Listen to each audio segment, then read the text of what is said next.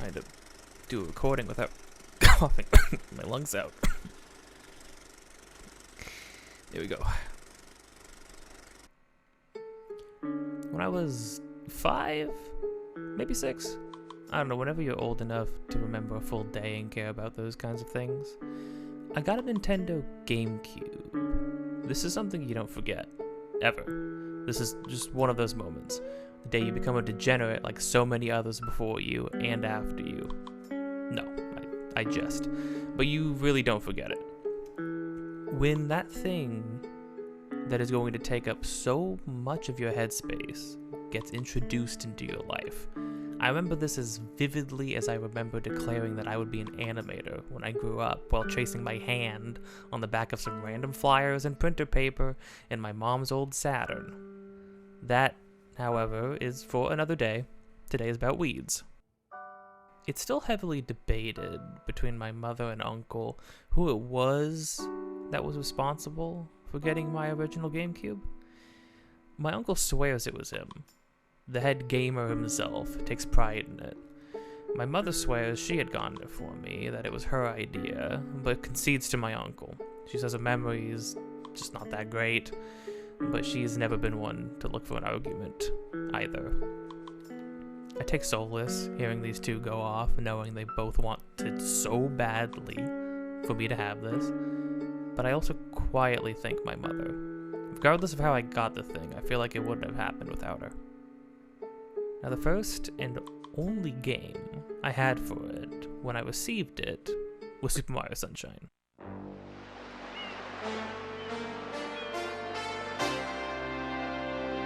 Super Mario Sunshine! Woohoo! One of my all-time favorite games. But that, again, is for a later discussion. I told you today's about weeds. Blockbuster. Remember Blockbuster? It became my new favorite place. For a week, I could have any assortment of GameCube games to try and then pray to receive permanently at a later date if I liked them enough. Now, the selection was lacking, you could say. Bad. It was really bad. Kind of hot garbage. Wall-to-wall malware and movie adaptation games. I've grown fond of a fair deal. Your Fantastic Fours and Harry Potter 3s. We'll get to you, Mr. Potter. Your day will come. The selection of a Blockbuster in a small hole of a town, like where I grew up, left something to be desired. But on one of our early trips, we did manage to get a gem. Animal Crossing. Nintendo.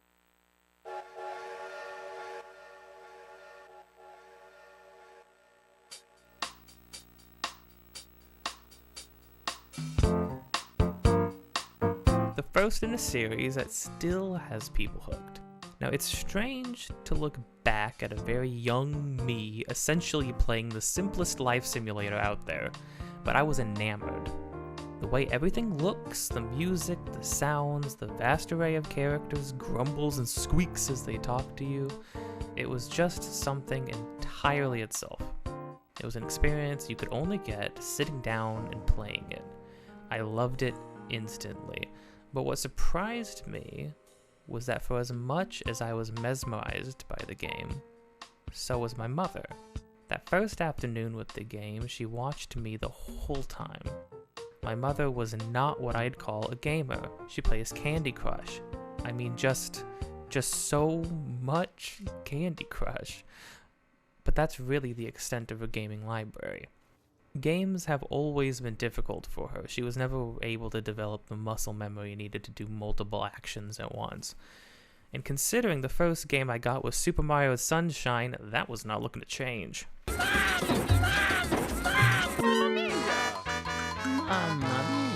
But this game was different. You walk around, you talk to people, you fish.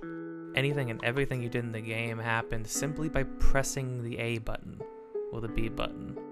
Okay, so you press 2 buttons. It had happened, though. My mom found a game she could play.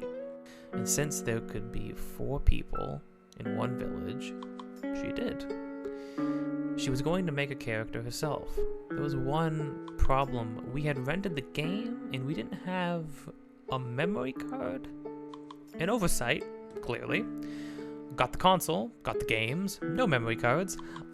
I don't even remember how I did anything before that without a memory card. Or maybe the one I had was so small I couldn't commit anything else to it. It's up in the air. No, it's I looked it up. Animal Crossing took quite a bit of space to get a village there. It was a hefty game. I don't know how 57 blocks translates in terms of megabytes and gigabytes, but it sounds pretty big. So there we are, enamored with this game. But now if we turn it off, everything we've done will be erased. I can't tell you why we were so committed to having this first village setup be our village. I don't even know if we talked to everyone. The most we had done was received massive debt from one Tom Nook. The bastard man introduced debt to me. When I look at how much college debt I've accrued, I think of Nook and shake my fist into the air at the fictional Tanuki who ruined my life. But we had to have this town. It was our town now. But my mother needed no convincing that something had to be done. She got up and said, "We need this game and the card thingy. Let's go." And for the first time, my mother's need to play a children's game trumped her fear that leaving an electronic on while we were out of the house would risk burning our house down. If the place burned, it would be worth it, as long as the town still stood. We drove to the nearest Target at maybe 6 or 7 at night. I always ogled the game section of the Target. The white light pouring from the tall glass display is the only thing keeping me from any game I could ever want. Well, they were tall for a 6-year-old. Anyways, in there at the top was a fresh copy of Animal Crossing, complete with a memory card included. We got home and saved our town, and in the coming years would regularly go in and visit it time and time again. My mother just as much as me. She worked long and hard and completely paid off the debt on her house, getting her a gold statue. She worked as hard as she has her whole life to get things in order and to make sure everything was taken care of. It didn't occur to me until just now how much her work ethic bled into her mindset in that game. There was something that needed to be taken care of, so she took care of it. And even after, we would still go in, plant flowers, exchange gifts with villagers, go fishing, pull weeds. The copy sitting on my shelf is the same exact copy she bought in that same Target right down the street. And inside the case is the same memory card with the same village. To this day, I haven't paid off my debt. Maybe that's something I'll get to one of these days. You see, Animal Crossing is an interesting game, though, because you can be gone for a week or 19 years, and if you went back in, they would know. The intro character would comment on it. There would be cockroaches in your house. The villagers would mention how long it's been since they've seen you. And around your whole town, there would be weeds. We discovered this after it had been months since either of us had gone in.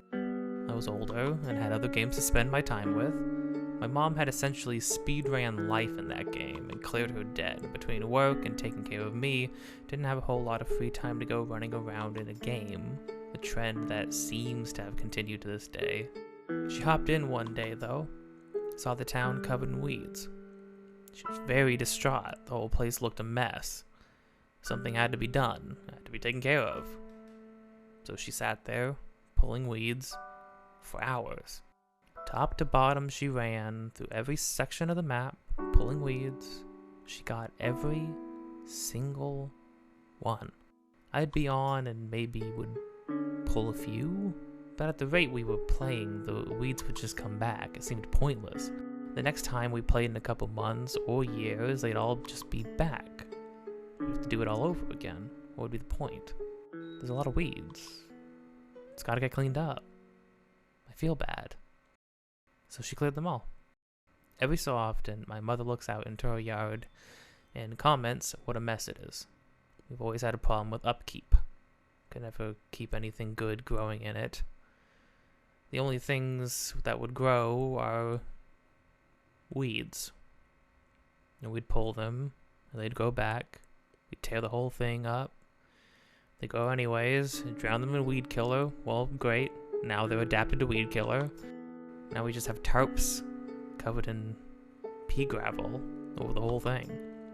Looks good, in my opinion. Certainly less upkeep than having to maintain the yard. Except, you know, the weeds are growing through the pea gravel. She says it's gotta be cleaned up. It looks awful. I tell her that it's still a rainy season, and that's just going to counteract any weed killer and any amount of pulling that's done. She says she'll go out there and pull them and keep spraying them too. She says she feels bad. She doesn't want to get more letters from neighbors telling her how much of an eyesore it is. Something that happened multiple times a decade ago that still bothers her. And the thought of my mother out there trying to pull weeds out of this lawn like she's been trying to do for the past 20 years, I can't have that. That's really the difference between me and my mother, though. I see why it's pointless to keep going in and pulling weeds when they'll just grow back. If she sees something that needs to be taken care of, takes care of it. I can't fix the lawn. I can't stop the weeds from coming back. I can't keep our town that she loves so much from getting old. The cockroaches settling in. The villagers moving away. I can't stop the neighbors from sending us letters about our eyesore. But I can pull the weeds. Tells me she's not that old. I know, you're as young as ever.